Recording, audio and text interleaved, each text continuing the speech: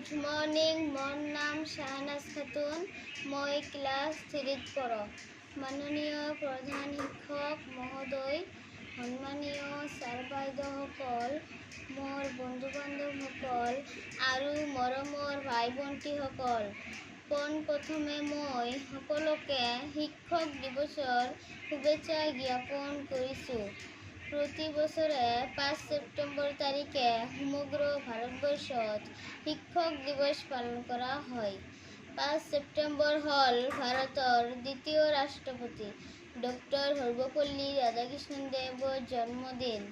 তেওঁ ৰাষ্ট্ৰপতি হৈ থকা অৱস্থাত ছাত্ৰৰ এটা গোটেই তেওঁৰ জন্মদিন উদযাপন কৰাৰ বাবে অনুমতি বিচাৰিছিল। তেতিয়া সৰ্বপল্লী ৰাধাকৃষ্ণন ছাৰে কৈছিল, মোৰ জন্মদিনটো বেলেগকৈ পতাতকৈ এই দিনটো শিক্ষক দিৱস হিচাপে পালন কৰিলে বেছি আনন্দিত হ'ম। সেই হিচাপে 1962 চনৰ 5 ছেপ্টেম্বৰত প্ৰথম শিক্ষক দিৱস পালন কৰা হয়। শিক্ষক হ'ল সেইজন ব্যক্তি যিজনে আমাক সদায় উৎসাহিত কৰে আৰু সাহসী হ'বলৈ শিকায়। এজন শিক্ষকে এজন শিক্ষাৰ্থীৰ জীৱনৰ আন্ধাৰ আঁতৰাই পোহৰ কঢ়িয়াই আনে।